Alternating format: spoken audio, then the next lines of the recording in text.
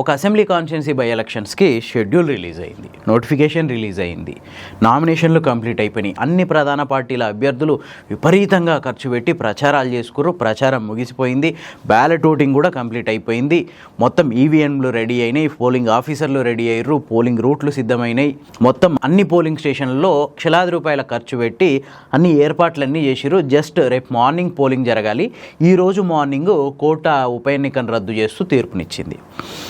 ఎందుకు, ఏమైంది, ఎక్కడ, ఏ విషయాలు ఈ వీడియోలో చూద్దాం. సబ్స్క్రైబ్ చేసుకోవడం మర్చిపోవద్దు. భారతదేశంలో 2026 ఏప్రిల్ 9వ తారీఖున మొత్తం 2 రాష్ట్రాలు, ఒక కేంద్రపాలిత ప్రాంతానికి అసెంబ్లీ ఎలక్షన్స్ జరిగినాయి. అది అస్సాం, కర్ణాటక, పుదుచ్చేరి. అట్లనే వీటితో పాటు మరో 3 చోట్ల బై ఎలక్షన్స్ కూడా జరిగినాయి. కర్ణాటకలో ఒక అసెంబ్లీ కాన్స్టిట్యున్సీకి, త్రిపురలో ఒక అసెంబ్లీ కాన్స్టిట్యున్సీకి, నాగాలాండ్లో ఒక అసెంబ్లీ కాన్స్టిట్యున్సీకి మొత్తం 3 బై ఎలక్షన్స్ జరిగినాయి. వీటితో పాటు గోవాలోని పోండా అనే ఒక అసెంబ్లీ కాన్స్టిట్యున్సీకి కూడా బై ఎలక్షన్ జరగాల్సి ఉండే, కానీ అర్ధంతరంగా ఆగిపోయింది. ఈ ఇష్యూ తర్వాత భారత ఎన్నికల కమిషన్ విశ్వసనీయత మీద పెద్ద ఎత్తున విమర్శలు వస్తున్నాయి, అనుమానాలు కూడా వ్యక్తమవుతున్నాయి.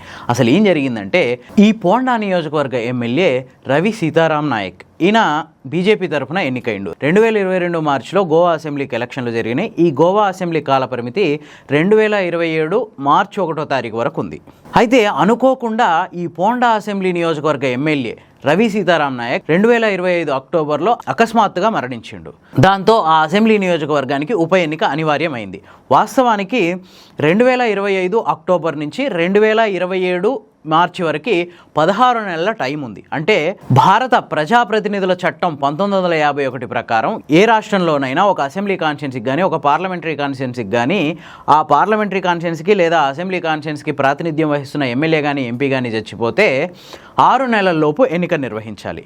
అయితే అదే టైంలో ఒకవేళ పార్లమెంటు కాలపరిమితి కానీ, లేదంటే అసెంబ్లీ కాలపరిమితి కానీ సంవత్సరం కంటే తక్కువ ఉందనుకోండి, అప్పుడు దానికి ఎన్నిక నిర్వహించాల్సిన అవసరం లేదు. నెక్స్ట్ ఎలక్షన్స్తో కలిపి ఎన్నిక నిర్వహించవచ్చు.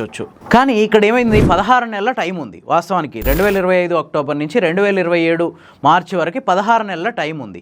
ఇంకోవైపు 6 నెలల్లోపు ఎలక్షన్ నిర్వహించాలి. ఆ ఎమ్మెల్యే చచ్చిపోయిన 6 నెలల్లోపు ఎన్నిక నిర్వహించాలి. ఇక్కడ ఎలక్షన్ కమిషన్ అధికారులు 2025 అక్టోబర్ నుంచి మార్చి వచ్చిందాకా 6 నెలల పాటు నిమ్మకు నీరెత్తినట్టు ఉన్నారు. ఇంకొక 2 రోజుల్లో టైము, అంటే సంవత్సరం కాలపరిమితి ఉండాలి కదా, దానికి ముందు 2 రోజుల ముందు నోటిఫికేషన్ రిలీజ్ చేసిర్రు. టెక్నికల్గా ఎలక్షన్ కమిషన్ ఏమనుకుందంటే, నోటిఫికేషన్ ఇచ్చిన రోజు నుంచి ఈ శాసనసభ కాలపరిమితి ముగిసేసరికి సంవత్సరం గడువు ఉంది కాబట్టి ఈ ఎన్నిక నిర్వహించవచ్చు అని చెప్పి నోటిఫికేషన్ రిలీజ్ చేసింది. ఎలక్షన్ కమిషన్ అధికారులు సర్వం సిద్ధం చేసిర్రు. అన్ని పార్టీల నాయకులు మొత్తం విపరీతంగా ఖర్చు పెట్టి ప్రచారం చేసుకున్నారు. తెల్లారితే ఎలక్షన్స్. బాంబే హైకోర్టు ఆ ఉప ఎన్నికను రద్దు చేసింది. రీజన్ ఏం చెప్పిందంటే, భారత ప్రజాప్రతినిధుల చట్టం 1951 ప్రకారం సంవత్సరం కంటే తక్కువ రోజులు గడువు ఉంటే ఆ లోపు ఎన్నిక నిర్వహించకూడదు. దీనికి ఎలక్షన్ కమిషన్ ఆఫ్ ఇండియా ఏం చెప్పిందంటే, మేము నోటిఫికేషన్ ఇచ్చిన టైం నుంచి సంవత్సరం ఉంటుంది కాబట్టి నోటిఫికేషన్ ఇచ్చినాం అంటది.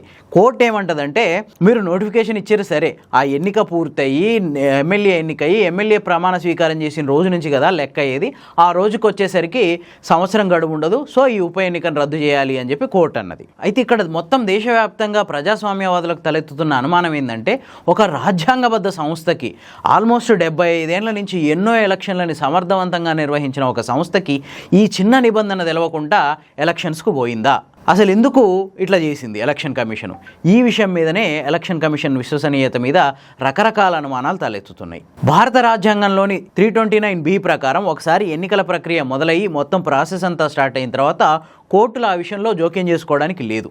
ఎన్నిక పూర్తయి రిజల్ట్స్ వచ్చిన తర్వాత ఎన్నికల ఫలితాలు అనే ఒక పిటిషన్ ద్వారా మాత్రమే కోర్టుకు వెళ్ళొచ్చు. ఆ తర్వాత ఎన్నిక పూర్తి అయిన తర్వాత అవసరమైతే ఆ ఎన్నికను రద్దు చేసే అధికారం కోర్టులకు ఉంటుంది తప్పితే, ఎన్నికల ప్రక్రియ ప్రారంభమైన తర్వాత ఎన్నికను ఆపే అధికారం కోర్టులకు లేదు. కానీ ఈ విషయంలో మాత్రం కోర్టు, బాంబే హైకోర్టు ప్రత్యేకంగా కలగజేసుకొని ఎన్నికను రద్దు చేసింది. దీనికి హైకోర్టు చెప్పిన కారణాలు ఏంటంటే, అసాధారణ పరిస్థితులు ఉన్నాయి, అందుకే మేము కలగజేసుకోవాల్సి వచ్చింది అంటుంది.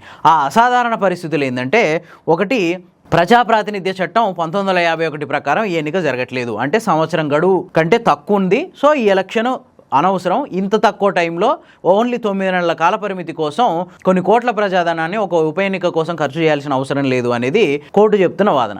అసలు కొన్ని కోట్ల ప్రజాధనం వృధా అనేది ఇక్కడ వర్తించదు. ఎందుకంటే ఆల్రెడీ మొత్తం ఏర్పాట్లన్నీ జరిగిపోయినాయి, పోలింగ్ స్టేషన్లు సిద్ధమైనాయి, ఈవీఎంలు తయారైనాయి, ఈవీఎంల మీద పేపర్లు అంటించిర్రు, మొత్తం అందరూ ఖర్చు పెట్టి ప్రచారాలు చేసుకున్నారు. మొత్తం అంత ప్రాసెస్ అంతా కంప్లీట్ అయిపోయింది. ఏమున్నా ఓటేస్తే ఫలితాల లెక్కింపు అయ్యే ఖర్చు మాత్రమే ఇప్పుడు మిగిలింది, మిగతా ఖర్చు అంతా అయిపోయింది. ఇక్కడ కోట్ల ప్రజాధనం ఆల్రెడీ వృధా అయిపోయింది. ఇంకా వృధా కాకుండా మీరు కాపాడింది ఏముంది? ఒకవైపు కోర్టు తీర్పు, ఇంకోవైపు ఎలక్షన్ కమిషన్ విశ్వసనీయత మీద అనుమానాలు ఆరోపణలు వస్తుంటే, ఇంకోవైపు మాత్రం ప్రతిపక్షాలు మాత్రం ఈ బాల్ని బీజేపీ కోర్టులో పడేయడానికి రెడీ అని. దేనికంటే ఇక్కడ ఈ పోండా నియోజకవర్గంలో అధికార బీజేపీ మొత్తం అన్ని రకాల సర్వేలు చేసింది. ఇక్కడ గట్టి వ్యతిరేకత రావడంతో మరో సంవత్సరంలోనే ఎలక్షన్లు ఉన్నాయి. ఇప్పుడు కనుక ఈ ఉప ఎన్నికల్లో కనుక బీజేపీ దెబ్బతింటే ఆ ఫలితాల ఎఫెక్టు నెక్స్ట్ వచ్చే అసెంబ్లీ ఎలక్షన్ల మీద పడే అవకాశం ఉంది. ఈ నేపథ్యంలోనే కావాలని ఎలక్షన్ కమిషన్ ఆఫ్ ఇండియాతో బీజేపీ, కేంద్రంలో ఉన్న బీజేపీ రాజీ పడి ఈ ఎన్నికను రద్దు చేసేలా మొత్తం వ్యవహారం నడిపింది అని చెప్పి ప్రతిపక్షాలు ఆరోపిస్తున్నాయి. సరే, ఏది ఏమైనా మొత్తం ఎలక్షన్ కమిషన్ చరిత్రలో ఈ పోండా ఉప ఎన్నిక మాత్రం ఒక విచిత్రమైన పరిణామం. ఎందుకంటే చట్టాలని అమలు చేయాల్సిన ఎలక్షన్ కమిషనే చట్టాలను అతిక్రమించడం. 80 ఏళ్ల స్వతంత్ర భారతంలో 16 లోక్సభల ఎన్నికలు నిర్వహించింది ఇదే ఎలక్షన్ కమిషన్. అంతేకాదు 29 రాష్ట్రాల అసెంబ్లీ ఎలక్షన్లు, దగ్గర 80 ఏళ్ల చరిత్ర ఉన్న ఎలక్షన్ కమిషన్ ఆఫ్ ఇండియా ఇట్లాంటి ఒక తప్పిదానికి పాల్పడడం అనేది నిజంగా విచిత్రమైన పరిణామం. దీన్ని బట్టి చూస్తే భారత ఎన్నికల సంఘం దారి తప్పుతుందా అనే అనుమానాలు వ్యక్తమవుతున్నాయి. మరి మీకేమనిపిస్తుంది? కామెంట్ చేయండి. ఈ అనాలిసిస్ కనుక మీకు నచ్చితే లైక్ చేయండి, షేర్ చేయండి. ఇలాంటి మరిన్ని మంచి వీడియోల కోసం ది ఫోర్త్ ఎస్టేట్ ఛానల్ని సబ్స్క్రైబ్ చేసుకోండి.